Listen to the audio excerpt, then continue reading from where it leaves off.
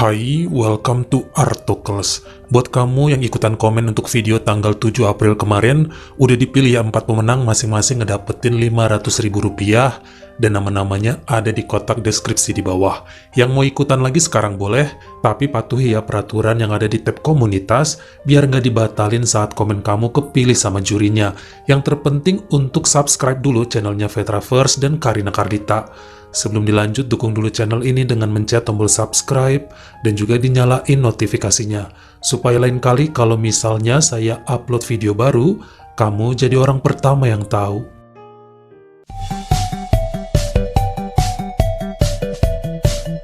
Sekarang saya perkenalkan kamu dengan seorang pemuda yang lahir pada tahun 1997 bernama Tanu Wicaidit, merupakan anak sulung yang lahir dan besar di kota Patalung, negara Thailand, dan hobi motor-motoran sama temennya. Bisa dibilang emang anak berandal dan suka ngelawan orang tua sejak remaja. Makanya waktu SMA coba dimasukkan ke asrama, namun yang ada malah kabur-kaburan dan dikeluarkan dari sekolahnya. Soalnya bukan hanya satu kali dia berulah, mungkin puluhan sampai ratusan kali. Makanya waktu lulus SMA pada tahun 2016 aja, udah bersyukur banget dengan nilai pas-pasan.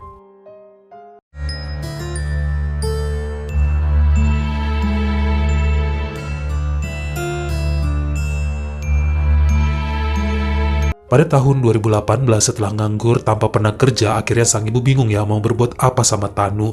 Kegiatannya cuma nongkrong sama temen gak jelas dan jarang pulang, balap liar, minum di bar, sama gangguin anak orang yang gak jelas arah hidupnya kemana. Makanya kemudian dikirim ke kota Chiang Mai tempat pamannya berada, biar bisa bantuin usaha di sana di bidang kretek, dan hal ini dimauin aja sama Tanu. Namun sepertinya selama berada di Chiang Mai, kelakuannya nggak berubah banyak. Bukannya ikutan kerja, malah pergaulannya makin nakal. Bahkan ada yang ngaku pernah dicuri uangnya dan dijual laptopnya sama bocah ini. Namun nggak sampai berurusan sama polisi. Kemudian kakeknya yang disuratani, ayah dari ibunya yang bernama Okanong, menyuruh pemuda itu datang ke kotanya, biar tinggal sama dia aja. Kebetulan opanya tersebut mantan tentara dan siap untuk ngajarin hal baik untuk kepentingan cucunya tersebut. Meskipun awalnya ragu dan ketakutan, akhirnya mau juga. Habis Tanu udah diusir oleh pamannya dan ngeri pulang ke rumah ibunya.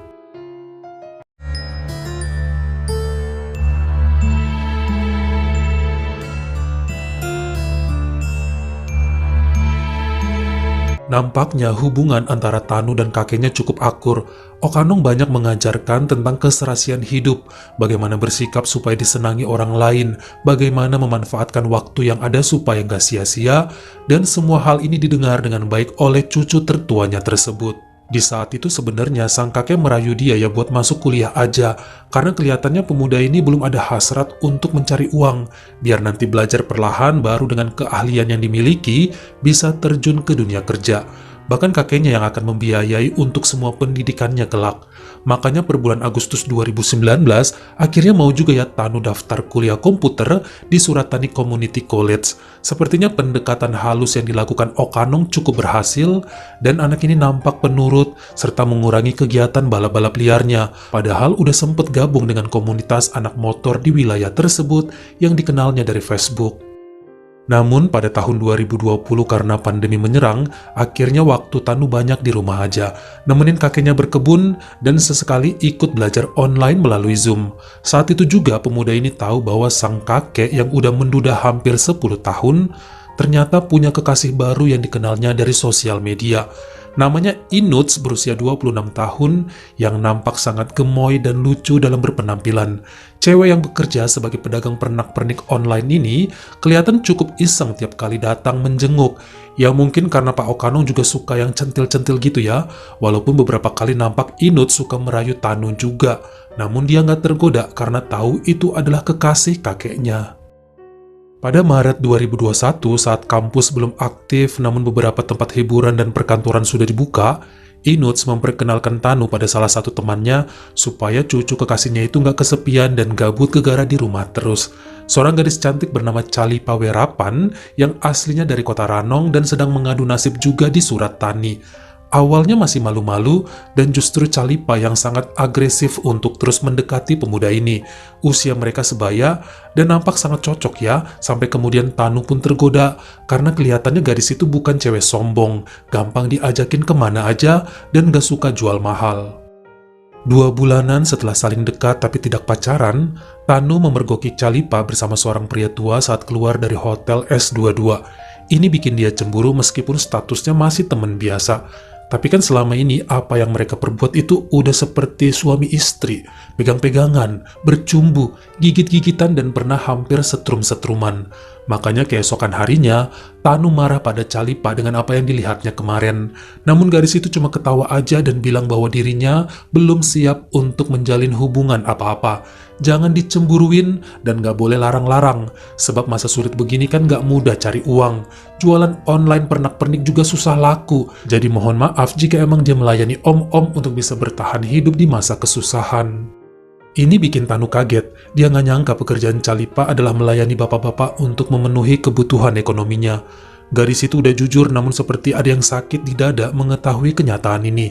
Sampai kemudian dia curhat pada Inuts bahwa sebenarnya suka pada Calipa. Namun pacar kakeknya itu cuma bilang, ya Tanu harus cari uang kalau emang niat serius sama Calipa. Realistis aja, sekarang lagi zaman susah, Calipa itu miskin, masa mau pacaran sama anak kuliahan, mau bayar kontrakan dari mana, mau beli makan duit dari mana. Kita bukannya matre, tapi realistis, makanya selama ini cuma senang-senang doang, karena kamu belum bisa diandalkan. Jawaban ini sepertinya cukup menusuk di hati Tanu dan bikin sakit. Sampai beberapa hari kemudian, dia coba ya melamar kerja sana-sini secara online. Namun karena emang masih dampak pandemi, nggak ada yang menerimanya. Terkhusus dia nggak punya pengalaman, ijazahnya cuma SMA dengan nilai rendah, nggak dapet apa-apa. Pada September 2021, ternyata Tanu menghubungi pamannya yang di Chiang Mai kemarin untuk bisa kerja sama dia. Sebenarnya dibolehin, namun kakeknya kemudian marah karena bagaimanapun cucunya itu kan harus menjalani kuliahnya. Kerja boleh, tapi sayang jika urusan kampus harus ditinggal begitu aja. Pak Okanung bahkan nasehatin Tanu untuk lebih memprioritaskan pendidikan. Kalau nanti udah lulus, dapat kerjaan yang sesuai, pasti wanita mana aja yang diinginkan akan datang. Buat apa maksain diri buat kerja balik lagi ke Chiang Mai, jika yang dikejar juga wanita yang udah dicicipin banyak pria seperti Calipa. Nggak pantes, akan dapat yang baik jika emang sudah waktunya. Makanya hal ini yang kemudian menjadi pertimbangan Tanu dan tetap bertahan di Surat Tani untuk menyelesaikan studinya yang cuma 3 tahun. Jadi setara D3 kali ya kalau kita di Indonesia. Emang susah kalau kita ada rasa suka sama seseorang tapi disuruh ngelupain, terkhusus jika orangnya sering kelihatan di depan mata. Ini juga yang dialami sama Tanu, pengen banget bisa nganggep Calipa sebagai teman biasa. Namun jika cewek ini sering muncul di rumahnya gara-gara diajakin Inuts buat ketemuan kakeknya, jadi bikin galau. Sesekali ngumpet di kamar masih mempan, tapi kemudian malah ketemu terus, dan malahan si Calipa pakai megang-megang rambut Tanu, ngobrol sambil rayu-rayu, duduk dempet-dempetan, suka foto bareng. Ya gimana pemuda itu nggak kesel lihat tingkahnya, diajak pacaran gak mau dengan berbagai alasan, tapi sikapnya udah manja banget, bahkan hobi gelendotan. Apa coba maunya? Makanya dengan tegas, Tanu ngajak ngomong dan bertanya apakah Calipa mau jadi pacarnya, apakah mau menunggu dirinya lulus kuliah dulu, kemudian cari kerja supaya mereka bisa menikah kelak. Apakah Calipa mau berjanji untuk tidak melayani om-om lagi semenjak hari ini. Namun dengan sulitnya, wanita itu menjawab bahwa dia hanya senang berteman sama Tanu dan gak janji apa-apa, soalnya dia emang cari uang dengan cara begitu. Saat ini masih nganggur kerja dan takutnya kalau berpacaran ntar malah sering berantem jika kedapatan Calipa masih jalan sama om-om. Jadi mendingan mereka tetap berteman aja katanya. Tapi kali ini dengan penuh ketegasan Tanu bilang, boleh berteman, tapi jangan deket-deket, biar saya sanggup ngelupain kamu. Pada tahun baru 1 Januari 2022 ternyata Tanu minta izin pada kakeknya untuk pulang dulu menemui orang tua ke Patalung guna merayakan pergantian tahun di sana. Ini diizinkan oleh Okanong yang kemudian lelaki tua tersebut memilih untuk menghabiskan seminggu di Hotel Diamond Plaza bersama kekasihnya. Sebenarnya ini ide dari Inuts. Mereka malas keluar kota dan pengen bermanja-manja karena saat itu kan lagi musim hujan. Sebenarnya hal ini diketahui oleh Tanu karena kemarin Inuts ngasih tahu bahwa mereka udah booking kamar dari tanggal 1 sampai 6 Januari 2022. Ternyata setelah satu malam merayakan tahun baru di kampungnya, Tanu berantem dengan ayahnya karena menghinanya sebagai anak gak berguna, pemalas, gak bisa dijadikan contoh bagi adik-adiknya, hingga kemudian terjadi baku hantam antara dirinya dengan sang bapak. Ini membuat pemuda itu pulang ke rumah kakeknya lagi di Suratani pada 3 Januari. Pas tiba di sana, ternyata rumah sepi. Akhirnya lelaki tersebut langsung bergegas ke Diamond Plaza Hotel tanpa menelpon dulu. Setibanya di situ ketemu resepsionis, menelpon kakeknya dan Pak Okanong menyuruh untuk naik aja ke kamar yang mereka sewa di lantai 9. Pintunya dibuka oleh Inuts dan saat masuk cukup kaget juga Tanu karena sang kakek bersama Inuts dan Calipa sedang dalam kondisi tidak menggunakan pakaian apa-apa. Bahkan mereka ketawa dan nyuruh pemuda itu buat bergabung melakukan hal tercela berempat. Ini aneh baginya, namun Tanu menolak dan bilang mau cari makan keluar. Kakeknya sempat teriak, "Makan aja di restoran bawah, masukin bilnya ke kamar saya." Tapi kelihatannya pemuda itu malah terus pergi meninggalkan Diamond Plaza menuju ke rumah dan tidur. Dalam beberapa hari setelahnya, mereka seperti nggak ngomongan. Tiap kali disapa, Tanu menjauh dan memilih bungkam. Dia kesel, karena kakek yang selama ini dianggap malaikat, yang selalu ngasih nasihat masuk akal dan berhasil mengubah sebagian sifat nakalnya, kok tega menikmati cewek yang selama ini diincar. Padahal sangat besar ya niat Tanu untuk ngajak Calipa berubah, mau lekas lulus, cari kerja dan nikahin cewek itu. Rela kok menerima masa lalunya yang kelam, tapi kok malah dicaplok sama kakeknya sendiri. Harusnya ngedukung lah. Sampai tiba pada Selasa sore 25 Januari 2022 saat baru pulang dari kampusnya, Tanu kaget saat di rumah terdengar suara ribut-ribut dan ada teriakan wanita.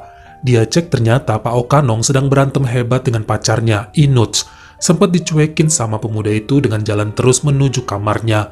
Namun kemudian, wanita tersebut teriak ke arahnya, "Tanu, lihat nih kakek kamu. Dia mutusin aku karena bosen dan mau pacaran sama Calipa. Kemarin aja dari hotel, si Calipa dikasih 100.000 baht. Aku malah nggak dikasih apa-apa." Dalam seketika, Pak Okanong malah mendorong tubuh Inuts ke sofa dan mulai mencekik leher wanita itu sekuat tenaga. Disinilah baru Tanu bergerak dan mencoba menarik badan kakeknya, takut Inuts kenapa-napa.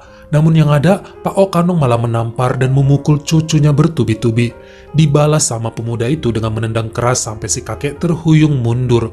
Okanong langsung ngambil golok besar dan melempar ke arah Tanu yang bikin sang cucu terjongkok. Inuts segera lari keluar minta-minta tolong karena pertengkaran itu nampaknya semakin brutal. Namun saat semua datang, ternyata Tanu sudah dalam keadaan tidak sadarkan diri, banyak luka dan cairan merah di mana-mana. Segera dilarikan ke rumah sakit Siwichai dan mendapat pertolongan. Dia masih sempat ya siuman dan cerita kepada Inuts serta Calipa mengenai perasaannya selama ini. Namun sayang setelah kritis dan dirawat 4 hari, pemuda tersebut menghembuskan nafas terakhir di usianya yang ke-25 tahun akibat luka-luka yang ada.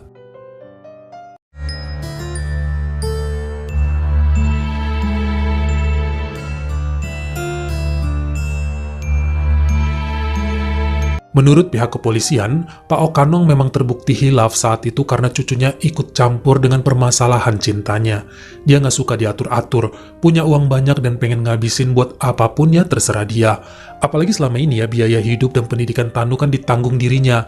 Jadi sebaiknya jangan sok menasehati apalagi sampai membela Inuts yang dirasa udah sangat membosankan. Pak Okanong ingin sesuatu yang baru, udah nggak selera sama body Inuts, dan kini punya mainan yang lebih cantik, lebih langsing dan memuaskan menurutnya. Waktu ditendang oleh sang cucu, kakek tersebut kecewa, berani-beraninya orang yang diasuh malah sosokan jadi pahlawan buat cewek murahan. Makanya dihajar Tanu guna memberi pelajaran, tidak bermaksud ingin menghabisi nyawanya, namun karena terbawa emosi semua berakhir begini. Sang pengacara Sanit Janpul menyatakan bahwa kliennya kala itu cuma membela diri karena dikeroyok oleh Inuts dan Tanu. Awalnya pertengkaran pribadi antara dia dengan kekasihnya, namun sang cucu malah ikut-ikutan.